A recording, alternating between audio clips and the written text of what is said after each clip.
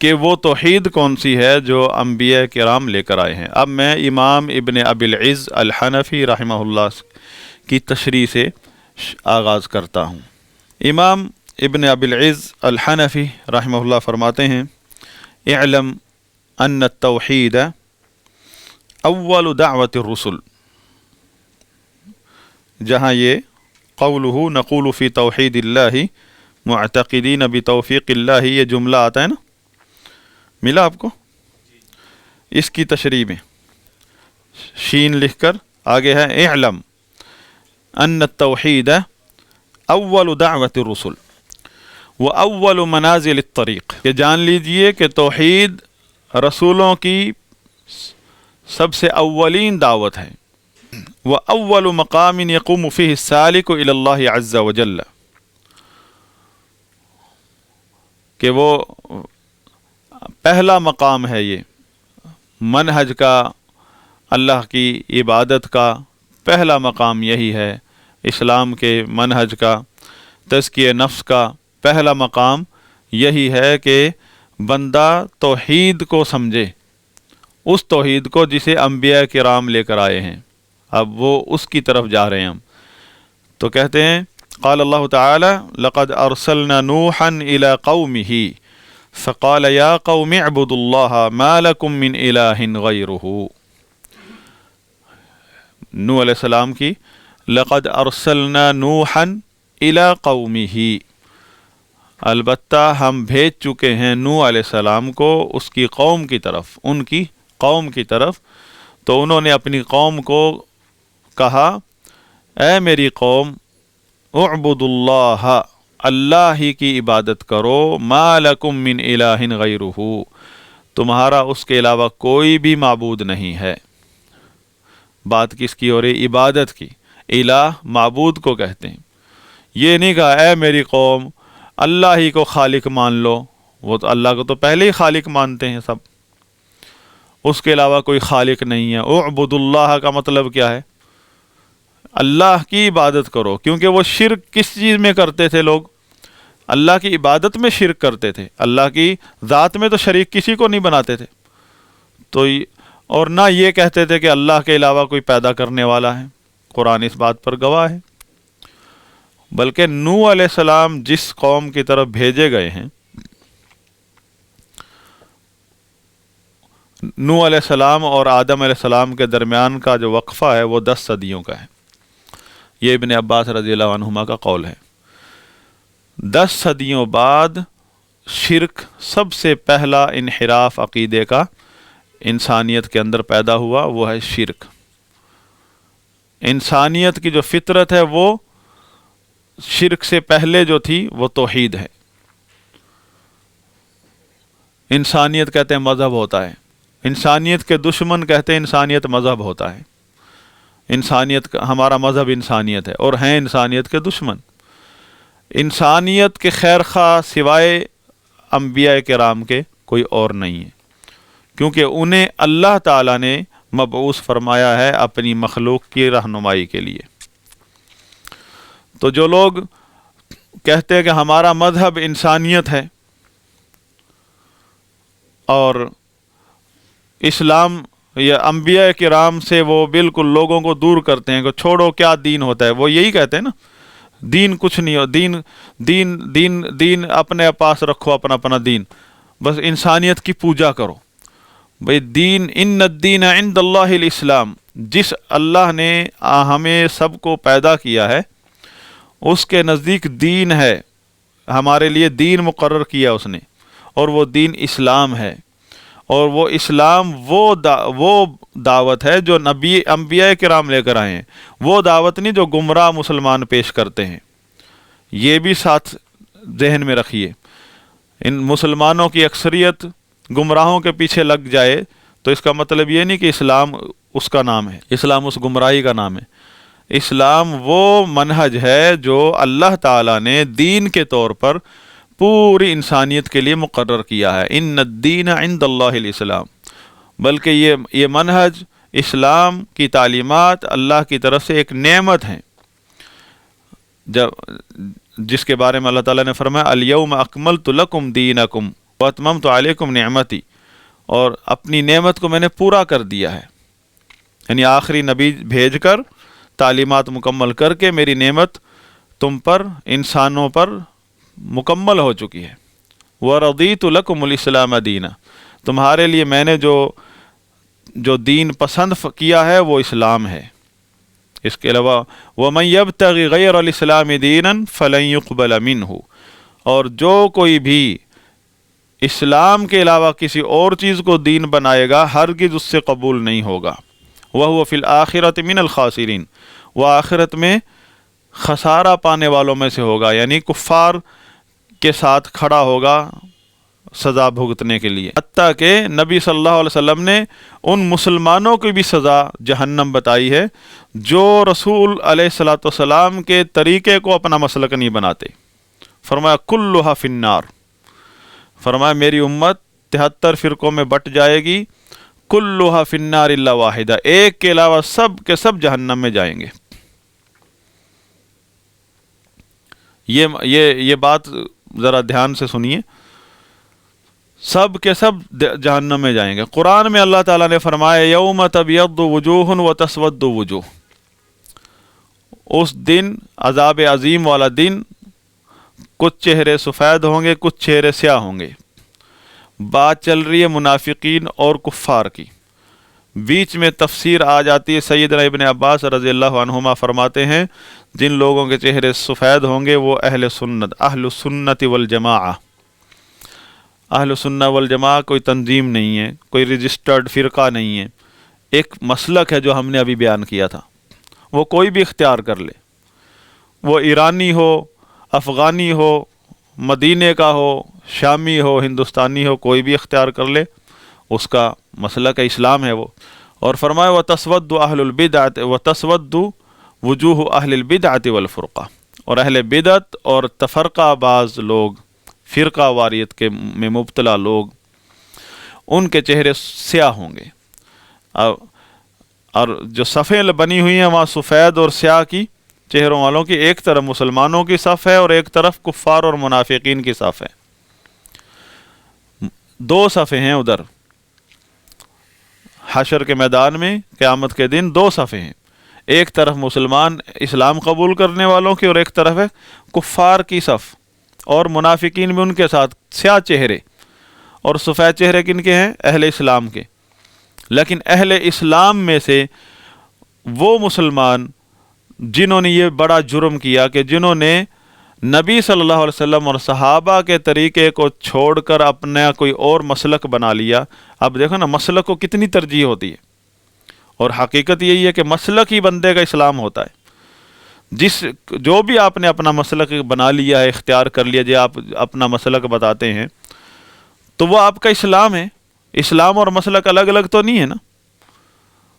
تو جس شخص نے بھی رسول اللہ صلی اللہ علیہ وسلم اور صحابہ کا طریقہ چھوڑ کر کوئی اور نظریات کو اپنا مسلک بنایا ہے، 72 فرقوں میں سے اس کا شمار ہوگا، کیونکہ اللہ کے نبی صلی اللہ علیہ وسلم نے جو کامیاب لوگوں کی جو نشانی بتائی، فرمایا من کان مثل ما انا علیہ اليوم واصحابی۔ صحابہ نے پوچھا نا وہ جو کامیاب، جو بچ جائیں گے جہنم سے، وہ کون ہیں؟ فرمایا جو لوگ جس طریقے پر آج میں ہوں اور میرے صحابہ اس پر ہوں گے۔ میں اور میرے صحابہ، فرمایا میں اور میرے صحابہ۔ اب رسول اللہ صلی اللہ علیہ وسلم کس چیز پر ہیں؟ فرمایا ترکت فیکم امرین لن تضلوا ما تمسکتم بہما کتاب اللہ و سنت رسولہ۔ رسول اللہ صلی اللہ علیہ وسلم کے پاس تو دو ہی چیزیں ہیں، اللہ کی کتاب، اللہ کا قرآن، اور اس کے رسول محمد صلی اللہ علیہ وسلم خود ہیں، وہ آپ صلی اللہ علیہ وسلم کی تعلیمات، آپ صلی اللہ علیہ وسلم کا طریقہ۔ اب صحابہ کس چیز پر ہیں؟ صحابہ کا وہ فہم اور مسلک جو انہوں نے رسول اللہ صلی اللہ علیہ وسلم سے کتاب و سنت جس فہم اور طریقے کے ساتھ لیا ہے وہ صحابہ ہیں، صحابہ کا مسلک ہے۔ کتاب و سنت تو اصل ہے، وہ تو رسول اللہ صلی اللہ علیہ وسلم ہے، کتاب و سنت تو رسول اللہ صلی اللہ علیہ وسلم کے پاس سے صحابہ نے لیا ہے، اور ساتھ صحابہ کو لگایا ہوا اصحابی۔ صحابہ کوئی کتاب و سنت سے ہٹ کر کوئی چیز لاتے ہیں؟ نہیں، اسی کتاب و سنت کو جس طریقے سے صحابہ نے لیا ہے، جس فہم کے ساتھ صحابہ نے لیا ہے، اس فہم کو ہمارے لیے حجت قرار دے دیا نبی صلی اللہ علیہ وسلم نے۔ یہ نہیں کہا کہ وہ فرقہ بچنے والے وہ لوگ ہوں گے جن کے ایک ہاتھ میں قرآن ہوگا، ایک ہاتھ میں حدیث ہوگی، بلکہ یہ تو خوارج کے لیے فرمایا کہ خوارج کی نشانیوں میں سے بتایا کہ یقرؤون القرآن ویقولون بقول خیر البریہ، قرآن پڑھیں گے اور خیر البریہ، خیر المخلوقات رسول اللہ صلی اللہ علیہ وسلم کا فرمان پڑھیں گے بس، اور سب سے بدتر لوگ ہیں پوری امت میں، بدترین لوگ خوارج ہیں، اور ان کی دلیل کیا بتائیے؟ قرآن اور حدیث۔ اور کامیاب لوگوں کی، اہل حق کی نشانی یہ بتائیے جو میرے اور میرے صحابہ کے طریقے پر ہوں گے۔ نبی کا طریقہ کیا ہے؟ کہ کتاب و سنت، دو چیزیں، قرآن اور حدیث، ساتھ صحابہ کو لگایا ہے کہ صحابہ کے فہم اور طریقے کے مطابق کتاب و سنت کے لیں گے، ورنہ کون سا ایسا فرقہ جو کتاب و سنت کا انکار کرتا ہے؟ بدعتیوں کا۔ سب نے کتاب و سنت کی اپنی اپنی تشریحات کے ساتھ بدعت پھیلائی ہیں، اپنی طرف سے تشریح کی ہے کتاب و سنت کی اور اپنے عقائد کو پھیلایا ہے۔ جب صحابہ کے فہم کو بیچ میں لائیں گے تو نکھر جائے گا مسئلہ۔ آپ یہیں سے اندازہ لگا لیں کہ اختلاف چلو ہو جاتا ہے، کہیں تو حق کسی کے پاس ہو۔ توحید کے مسئلے میں اختلاف ہوا، سوائے اہل سنت اہل حدیث کے کسی کے نزدیک بھی توحید عبادت توحید میں شامل نہیں ہے، عقائد میں شامل نہیں ہے۔ توحید عبادت آپ کے سامنے میں نے لکھ بتائی، توحید عبادت کا ذکر ہی نہیں ہے۔ سب کا اس بات پر اتفاق ہے، توحید عبادت کو پیچھے دھکیلنے میں سب کا اتفاق ہے، اور واحد اہل الحدیث جو کہ اصلی اہل سنت ہیں، سلفی لوگ، یعنی جو اپنا مسلک نہیں بناتے ہیں، سلف صالحین کے طریقے کو اپنا مسلک بناتے ہیں، ان کے نزدیک صرف ترجیح کیا ہے؟ وہ ہے توحید عبادت، جو نبیوں کی دعوت ہے کہ سب سے پہلے توحید، عقائد کی درستگی، شرک سے پاک کرنا امت مسلمہ کو، اور ان کو شعور پیدا کرنا توحید کا اور شرک سے بیزاری کا شعور پیدا کرنا۔ تو یہ امام ابن ابی العز الحنفی رحمہ اللہ یہ ذکر کر رہے ہیں۔ ہود علیہ السلام کا حوالہ دیتے ہیں۔ ہود علیہ السلام نے اپنی قوم سے فرمایا اعبدوا اللہ ما لکم من الہ غیرہ، اے لوگو اللہ کی عبادت کرو، اس کے علاوہ تمہارا کوئی معبود نہیں ہے۔ دیکھیں عبادت کی بات ہو رہی ہے، صالح علیہ السلام کی بات ذکر کی، انہوں نے اپنی قوم سے فرمایا اعبدوا اللہ ما لکم من الہ غیرہ، ان کی بھی یہی بات۔ صالح علیہ السلام، شعیب علیہ السلام، شعیب علیہ السلام دیکھیں انہوں نے اپنی قوم سے کیا فرمایا اعبدوا اللہ ما لکم من الہ غیرہ، ان کی دعوت یہ تھی۔ اس دعوت کے ساتھ ساتھ جو ان کے اندر اخلاقی برائیاں تھیں اس سے منع کرتے تھے، لیکن دعوت کا عنوان کیا تھا؟ توحید عبادت۔ تو اللہ تعالیٰ نے فرمایا وَلَقَدْ بَعَثْنَا فِي كُلِّ أُمَّةٍ رَسُولًا أَنِ اعْبُدُوا اللَّهَ وَاجْتَنِبُوا الطَّاغُوتَ۔ امام ابن ابی العز الحنفی رحمہ اللہ یہ آیت ذکر کرتے ہیں سورہ نحل کی 36 نمبر آیت کہ اور البتہ ہم بھیج چکے ہیں ہر قوم میں ایک رسول کہ وہ انہیں کہیں اے لوگو ان اعبدوا اللہ، ایک اللہ کی عبادت کرو، واجتنبوا الطاغوت، اور طاغوت سے بچو۔ طاغوت یعنی طاغوت ایک تفسیر ہے شیطان، کیونکہ شیطان نے غیر اللہ کی عبادت پر لگایا لوگوں کو۔ دوسرا ہر وہ چیز جس کی اللہ کے علاوہ عبادت کی جاتی ہے وہ طاغوت کی ڈیفینیشن میں آتی ہے۔ ہر وہ چیز جس کی اللہ کے علاوہ عبادت کی جاتی ہو، اگر وہ انسانوں میں سے ہے تو وہ اس پر راضی ہو اپنی عبادت پر، ورنہ لوگوں نے تو انبیاء کی بھی عبادت کی ہے، فرشتوں کی اور نیک لوگوں کی بھی عبادت کی ہے، لیکن نیک لوگ، فرشتے، انبیاء کرام تو اس شرک سے بیزار ہیں. لہذا ایسے لوگوں کا طاغوت کون ہے؟ ایسے لوگوں کا طاغوت شیطان ہے، کیونکہ شیطان نے ان کو اس عبادت پر لگایا، اور وہ لوگ جنہوں نے ان کو اس شرک پر لگایا ہے، وہ داعی، انبیاء کرام، اولیاء کرام اور فرشتے، ہرگز ان لوگوں کے ان کا ان سے کوئی تعلق نہیں ہے، بلکہ ان لوگوں کے جو طاغوت ہیں وہ شیاطین الانس والجن ہیں. شیطان انسانوں میں بھی ہے، جنوں میں بھی ہے. تو یہ کہنا، جادوگر، یہ علم غیب کے دعوے کرنے والے، شرک اکبر کی طرف بلانے والے، طریقے سے لوگوں کو جھانسے دے کر تو شعبدہ باز، یہ سب لوگوں کے طاغوت ہیں. تو سورہ انبیاء کی 25 نمبر آیت پھر ذکر کی. اللہ تعالیٰ کا فرمان ہے وَمَا أَرْسَلْنَا مِن قَبْلِكَ مِن رَّسُولٍ إِلَّا نُوحِي إِلَيْهِ أَنَّهُ لَا إِلَهَ إِلَّا أَنَا فَاعْبُدُونِ.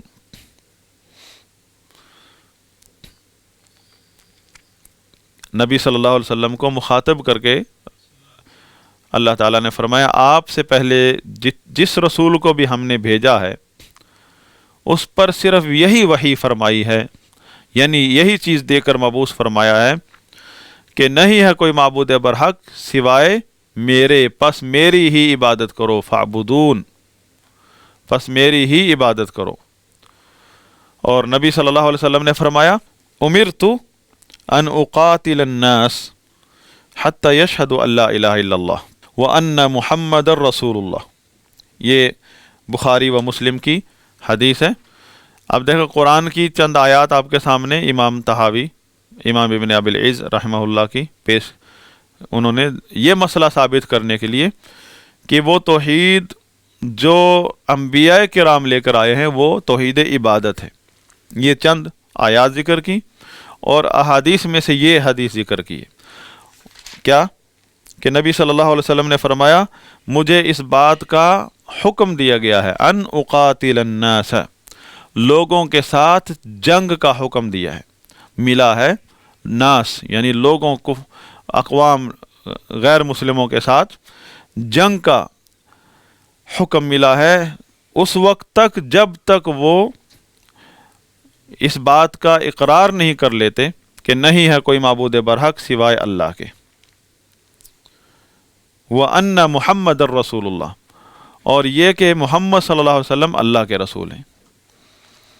اس کا مطلب بعض تحریکیوں نے، حزبیوں نے اپنے، وہ تو ان کا مقصد یہ ہوتا ہے قرآن حدیث، انہوں نے کیا دیکھنا ہوتا ہے کہ اس کی تشریح کیا کی ہے سلف نے، ائمہ نے، وہ لوگوں کو گمراہ کرنے کے لیے کچھ بھی پڑھ سکتے ہیں. اس کا مطلب ہے عقیدہ بیان ہو رہا ہے یہاں کہ مسلمان اور اسلام اور مسلمان اور غیر مسلم کے درمیان یہ دیوار ہے، لا الہ الا اللہ محمد رسول اللہ. جو شخص بھی لا الہ الا اللہ محمد رسول اللہ پڑھ لے گا وہ ہمارا بھائی ہے، جو نہیں پڑھے گا چاہے وہ ماں کا جایا ہے وہ بھائی نہیں ہے، اس کے ساتھ ہماری دلی محبت نہیں ہو سکتی، ہماری دشمنی ہے. پھر جنگ کے تو احکام ہیں، یہ نہیں ہے کہ بس جس نے بھی لا الہ الا اللہ محمد رسول اللہ نہیں پڑھا اس کے ساتھ جنگ کا مطلب یہ کہ بس وہ جہاں ملے اس کے ساتھ دو دو ہاتھ کر لیں. ہاں، جنگ کے احکامات ہیں یہ. اس حدیث کا مطلب یہ نہیں ہے کہ آپ جنگ کے لیے ابھار رہے ہیں لوگوں کو. رسول اللہ صلی اللہ علیہ وسلم عقیدہ بیان کر رہے ہیں کہ مطلب دشمنی، ہماری بنیادی دشمنی یہیں سے شروع ہوتی ہے، مسلمان کی اور غیر مسلم کی. کوئی بھی غیر مسلم ہمارا دوست نہیں ہے کہ جس سے ہم دلی محبت کا اظہار کریں. تو اب جنگ کے احکامات ہیں، مثلا مسلمانوں کے غیر مسلموں سے صلح اور معاہدے ہو سکتے ہیں، جنگ بندی ہو سکتی ہے معینہ مدت تک، غیر معینہ مدت تک. لیکن اس حدیث کی بنیاد پر یہ مسئلہ ثابت ہو گیا کہ ہمیشہ کے لیے ہماری دشمنی ختم نہیں ہو سکتی، کسی وقت بھی یہ دشمنی نکل آئے گی، کیونکہ وہ ہمارے دشمن ہیں، انہوں نے دشمنی ہم سے لگائی ہے.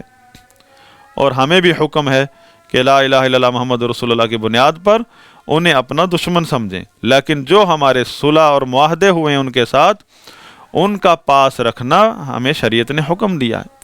معاہدے توڑنا، معاہدوں میں خیانت کرنا، یہ بہت بڑا جرم ہے، چاہے وہ دشمنوں کے ساتھ ہیں۔ اور وہ غیر مسلم جو ہمارے ملک میں رہتے ہیں، ہمارے شہری ہیں، ان کی جان مال کی حفاظت کرنا، خیال کرنا، اس کے احکام ہیں۔ بلکہ وہی سنائیے جس شخص نے کسی معاہد اور ذمی جس کی حفاظت کا ذمہ ہمارے ہے، اس کے مال جان کو نقصان پہنچایا، جنت کی خوشبو نہیں سونگھ سکتا۔ ان احادیث کو یہ رنگ دینا کہ بس جو بھی غیر مسلم ہے، غیر مسلم، بلکہ غیر مسلم تو غیر مسلم، جو اس فرقے سے تعلق رکھتا ہے جو ہمارا نہیں ہے، جو ہمارے نزدیک کفری عقائد والے، نعوذ باللہ، وہ بھی جہاں ملے نعوذ باللہ قتل کر دو۔ اس قسم کی جہالت پھیلانے والے لیڈر مذہبی طبقے کے اندر پائے جاتے ہیں۔ وجہ کیا ہے؟ کہ ان کا اسی دیمک سے تعلق ہے جو ہم نے ابھی ذکر کی، کہ جو مسلمانوں کی ایمانی تربیت کے دشمن ہیں، خطرناک ہیں۔ اور ایمانی تربیت کی بیس انبیاء کرام کا منہج ہے، اور انبیاء کرام کا منہج صرف اور صرف ائمہ اہل سنت کے پاس ہے۔ مسلک اہل سنت جو ائمہ نے بیان کیا، اہل سنت کے نام پر جو تنظیمیں پھر رہی ہیں، ان کی بات نہیں کر رہا۔ کہیں جائیں اور بعد جا کر کوئی تنظیم ڈھونڈیں اور جی آپ اہل سنت ہیں، مجھے بھی رکن بنا لیں۔ لہذا امام ابن ابی العز الحنفی رحمہ اللہ نے سب سے پہلا مسئلہ یہی ڈسکس کیا یہاں، کہ وہ توحید، جب امام طحاوی رحمہ اللہ نے فرمایا نا، اللہ نقول فی توحید اللہ کی توحید کے بارے میں ہم یہ کہتے ہیں، اس کی توفیق کے ساتھ، اللہ کی توفیق کے ساتھ کیا کہتے ہیں؟ ان اللہ واحد لا شریک لہ، کہ اللہ واحد ہے، ایک ہے، اس کا کوئی شریک نہیں ہے۔ کس چیز میں ایک ہے؟ اپنی افعال میں، اپنے اسماء و صفات میں، اور بندوں کی عبادات میں وہ ایک ہے۔ اور وہ پھر امام ابن ابی العز الحنفی رحمہ اللہ نے اس موقع پر سب سے پہلے جو نقطہ اٹھایا ہے، وہ سب کو بتانے کے لیے کہ بھئی توحید جو انبیاء کرام لے کر آئے، نوح علیہ السلام پہلا رسول ہے جس کو اللہ تعالیٰ نے مبعوث فرمایا ہے، اور آخری خاتم النبیین محمد رسول اللہ صلی اللہ علیہ وسلم تک جتنے بھی رسول اور نبی آئے، سب ایک ہی بات لے کر آئے ہیں۔ اے لوگو، ایک اللہ کی عبادت کرو، تمہارا اس کے علاوہ کوئی معبود نہیں ہے۔ اور عبادت کی اقسام، عبادت کیا ہے، یہ آپ کتاب و توحید میں پڑھ چکے ہیں کہ عبادات کا تعلق اقوال سے بھی ہے، دل کی تصدیق سے بھی ہے، دل کے اعمال بھی ہیں، جیسے محبت، خوف، توکل، رغبت، رہبت، خشیت، خوف، یہ، اور ظاہری اعمال۔ تو ان اعمال کو اللہ کے لیے خالص کر لو، مطلب یہ ان میں کسی کو شریک مت ٹھہراؤ۔ تو یہ ٹاپک سارا توحید عبادت کا شیخ الاسلام محمد بن عبد الوہاب رحمۃ اللہ علیہ نے صحیح بخاری کے طرز پر اور صحیح بخاری کے لیول کی کتاب و توحید پر، توحید عبادت پر مرتب فرمائی ہے، جس میں توحید عبادت کا ذکر ہے، اور تو وہ تمام افعال جو توحید کے منافی ہیں یا کمال توحید کے منافی ہیں، ان کا رد کیا ہے۔ ایک ایک کر کے تفصیل سے اس کتاب کا مطالعہ کرنا ہر طالب علم اور ہر داعی کا فرض بنتا ہے، ہر خطیب کا فرض بنتا ہے کہ اس کتاب سے لوگوں تک علم پہنچائے، کیونکہ وہ کتاب ملفوظات نہیں ہے شیخ الاسلام محمد بن عبد الوہاب رحمۃ اللہ علیہ کے، وہ کتاب اللہ اور اس کے رسول اور صحابہ کرام کے کلام کا مجموعہ ہے، جو لوگوں کو توحید کے بارے میں صاف عقیدہ پیش کرتا ہے۔ تو جو خطیب، ہمارے استاد کہا کرتے تھے، جو خطیب اور داعی کتاب و توحید کو اپنے زیر موضوع نہیں رکھتا، وہ اس کی دعوت سلفی نہیں ہے۔ کہاں سے لائے گا وہ دعوت توحید؟ پھر لائے گا کہاں سے؟ لہذا امام ابن ابی العز الحنفی رحمہ اللہ یہ ٹاپک جو ہے، یہ نقطہ جو ہے، انہوں نے کیوں اٹھایا؟ کیونکہ متکلمین پر رد کرنے کے لیے۔ اگلا جملہ انہوں نے یہ فرمایا، جہاں ہم بات ختم کریں گے، وَلِهَذَا كَانَ الصَّحِيحُ अन्न अव्वल वाजिबिन यजिब अलल मुकल्लफ शहादत अल्ला इलाहा इल्लल्लाह। इसीलिए सही ये है कि अव्वल वाजिब, सबसे पहला फ़र्ज़ जो मुकल्लफ पर, एक बालिग मुसलमान पर आयद होता है, वो है कि वो इस्लाम में दाखिल होने के लिए, अगर कोई इस्लाम में दाखिल होना चाहता है, अगर इस्लाम में दाखिल है तो उसके ऊपर भी यही सबसे पहली चीज़ उसको जो तरजीहात में से होनी चाहिए कि ला इलाहा इल्लल्लाह, कि नहीं है कोई माबूद बरहक सिवाय अल्लाह के, इसका इकरार करे, दिल से तस्दीक करे, ज़ुबान से इकरार करे और अमलन शिरक से बरात और ला ताल्लुकी का इजहार करे। क्यों रद्द करते हैं? लन नज़र, आपके सामने इबारत है ना, मैं ये स्क्रीन पर भी ले आऊँगा। लन नज़र वलल क़स्द इलन नज़र वल शक, ये तीन अल्फाज हैं, ये इल्म कलाम की मुस्तलाहात हैं। उनकी ज़ुबान में इब्न अबिल इज़्ज़ अल हनफ़ी रहमहुल्लाह इन मुतकल्लिमीन पर रद्द फरमा रहे हैं कि वो कहते हैं सबसे पहले ला इलाहा इल्लल्लाह मुहम्मद रसूलुल्लाह की शहादत को छोड़े, सबसे पहले तो है गौर व फिक्र करना, नज़र, गौर व फिक्र के साथ अल्लाह को तलाश करो। और अल-क़स्द इलन नज़र, कि हर वो चीज़ दिल से निकाल दो जो आपको गौर व फिक्र से हटाती हो। मतलब कुरान का अगर मुताला है वो भी छोड़ दो फ़िलहाल, और आपने मस्जिद के इमाम से सुना है कि अल्लाह के बारे में, वो भी भुला दो। वो अशक, कि अपने अंदर जो है ना ये कैफियत पैदा करो। शक की तारीफ़ है अगले क्लास में मैं मुकम्मल लिखवाऊँगा कि इस बात और ना इस बात करो ना नफ़ी करो। मसलन इस शख्स के बारे में आप कह रहे हैं ये जैद है या अम्र है, ना क्या ये जैद है या अम्र है, ना ये जैद है आपके नज़दीक, ना ये अम्र है। मतलब अल्लाह के बारे में शक करो कि अल्लाह है कि नहीं है। फिर यूनानी फ़लसफ़े के से माखूज़ जो अक़ली दलाइल हैं उसकी बिना पर फिर आप यहाँ तक पहुँचो कि साबित करो कि अल्लाह ही ने इस सारी कायनात को पैदा किया है। ये अक़ली इस सारे झंझट में पड़े रहो, फिर आप आखिर में मोमिन हो। बस यहीं पर उनकी तौहीद ख़त्म। तो ये तो इससे तो ज़्यादा अबू जहल और उसकी कौम का अक़ीदा अल्लाह ताला ने कुरान में बयान किया कि अल्लाह की, और फरमाया वमा युमिनु अक्सरुहुम बिल्लाहि इल्ला वहुम मुशरिकून, उनकी अक्सरियत अल्लाह पर ईमान रखती है, वो तो इबादत में शिरक की वजह से तबाह हो गए हैं।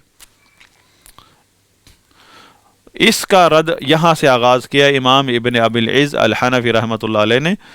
तो आगे मैं इसकी वज़ाहत करूँगा और अल-मुतकल्लिमीन का जो मनहज है अक़ीदे में और फिर फ़िक़्ह में वो ज़िक्र करेंगे, नक्शा बनाकर वाइट बोर्ड पर लिखकर, फिर आगे चलेंगे।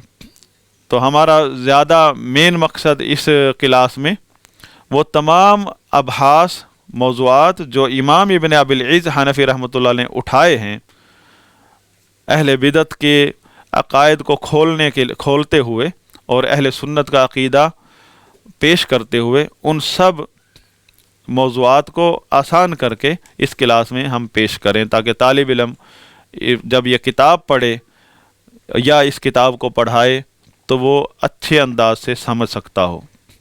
सुब्हानकल्लाहुम्मा व बिहम्दिका अशहदु अल्ला इलाहा इल्ला अंता अस्तगफिरुका व अतूबु इलैक।